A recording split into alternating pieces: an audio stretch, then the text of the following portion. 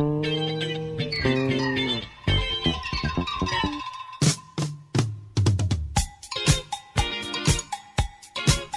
Way to the Top.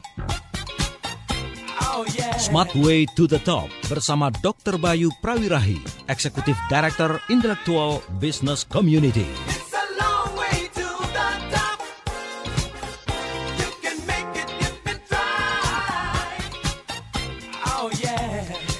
Selamat malam Indonesia, selamat malam Smart Listener dimanapun Anda berada. Kembali saya Daryl Adam hadir menyapa Anda, masih dari lantai 2 Geraha Mandiri Jakarta. Tentunya dari Radio Smart FM di Spirit of Indonesia. Kita ketemu lagi dalam program perbincangan 1 jam 30 menit ke depan bersama dengan Dr. Bayu Prawirahi dalam Smart Way to the Top. Selamat malam Dok Bi.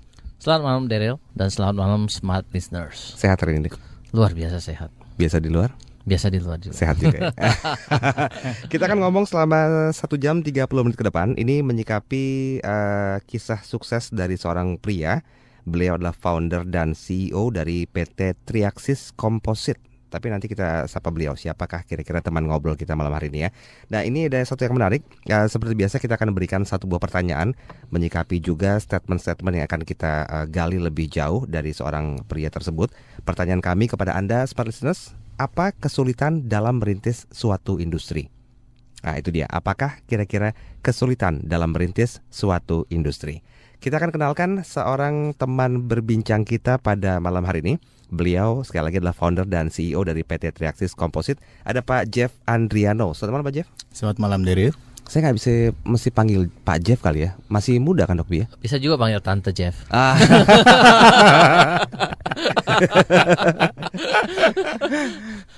Emang begitu ya. Sehat Pak Jeff kalau hari ini? Sehat. Terima kasih sudah hadir di Studio Smart FM. Seperti biasa saya juga akan tanya nih, kok mau diundang Dr. Bayu ke sini sih?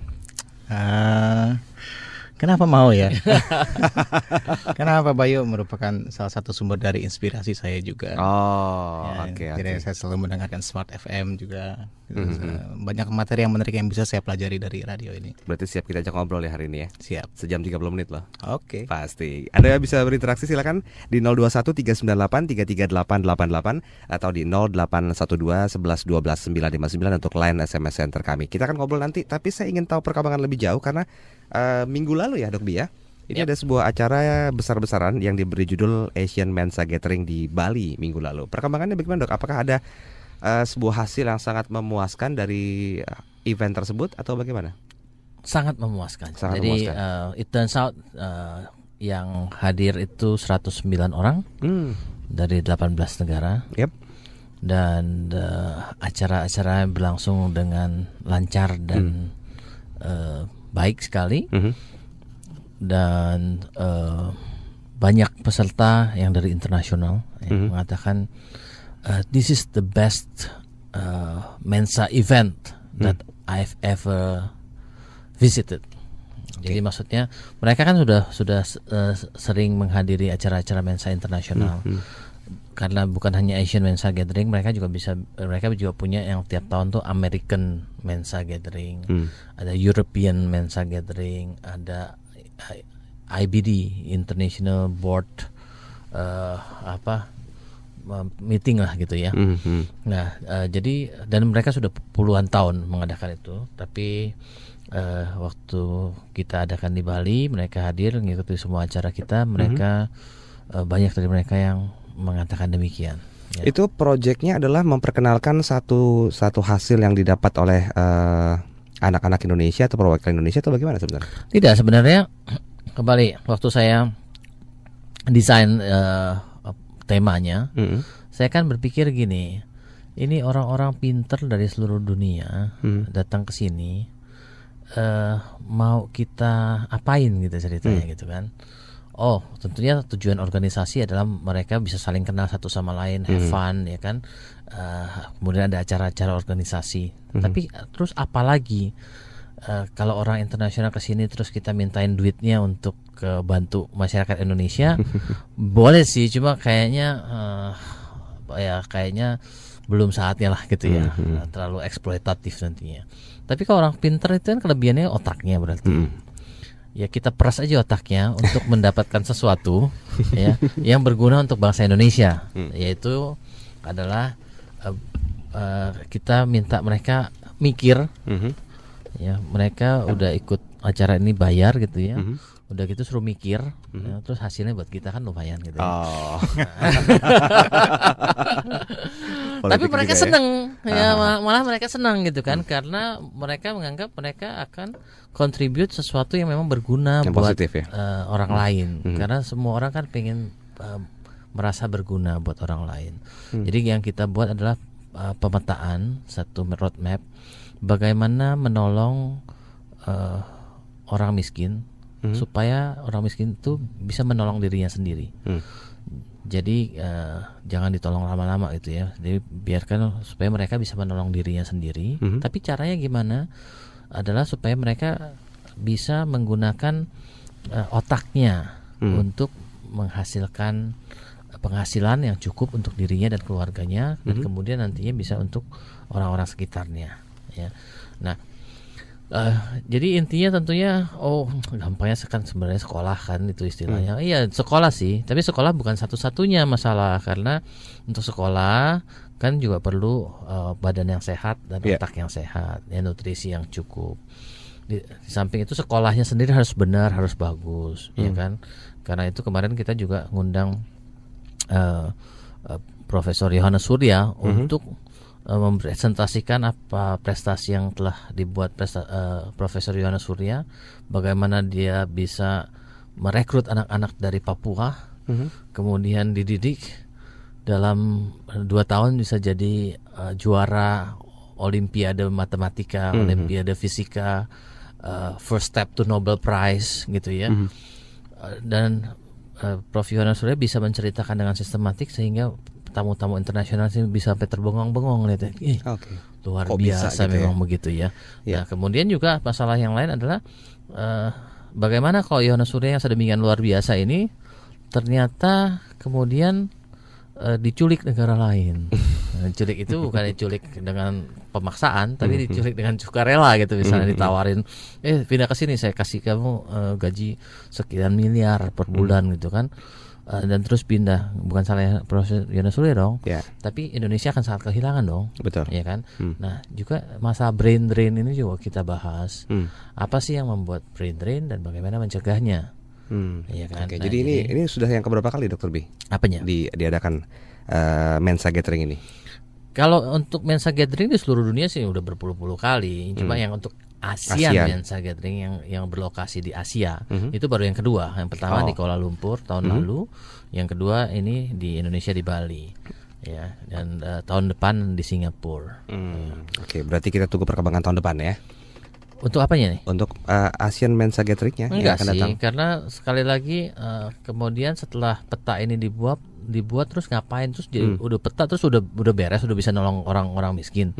Belum juga kan. Jadi peta ini tetap harus di follow up pada pihak-pihak yang memang bisa memfollow up proyek-proyek tersebut, dan juga kepada kita sendiri. Kita jangan suruh orang lain melakukan tindakan, kita sendiri tidak melakukan tindakan. Ya kan, kita juga akan melakukan follow up berupa tindakan, memfollow up peta ini, sehingga ya harapan saya mudah-mudahan 15-20 tahun mendatang tidak ada lagi orang yang miskin. Ya, dan semuanya itu miskinnya bukan karena dibantu, tapi mereka menghasilkan sendiri untuk kehidupannya, untuk keluarganya, sehingga setiap orang bukan hanya bisa hidup dengan berkecukupan, tapi juga punya harga diri. Ya. Sip. So, apa yang kita bahas hari ini? Hari ini kita bahas gini, dari pembicaraan yang lalu kan saya sudah sampaikan bahwa follow up-nya ini adalah kita ingin mengidentifikasi orang-orang, anak-anak yang pintar.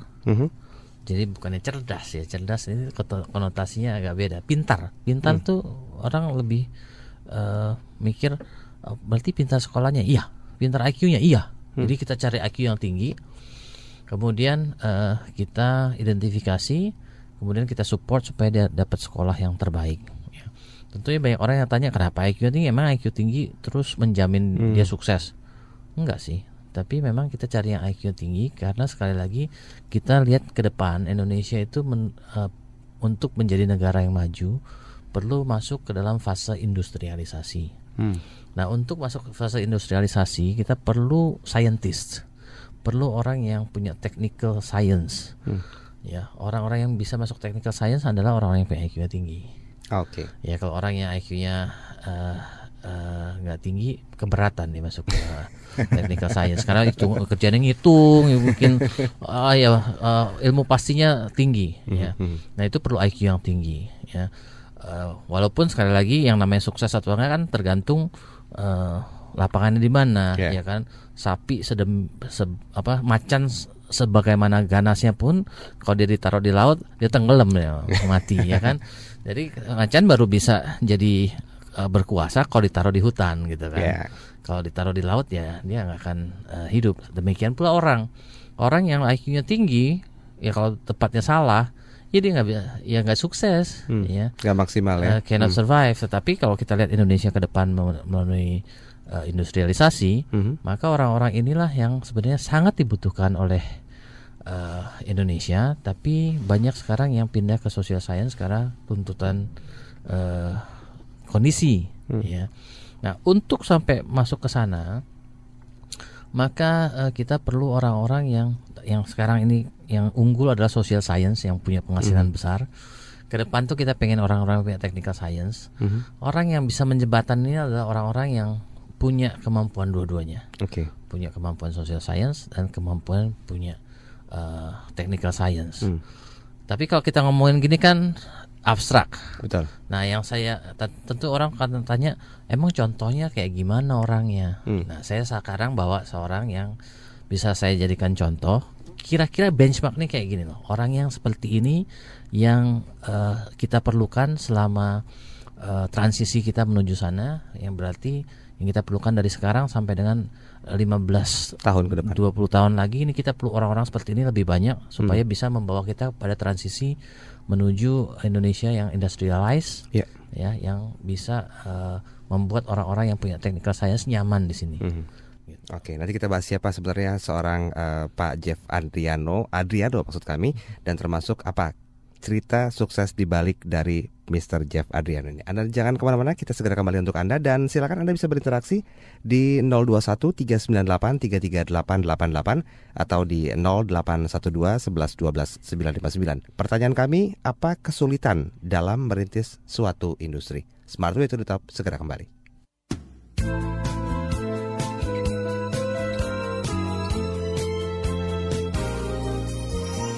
Smart FM Jakarta.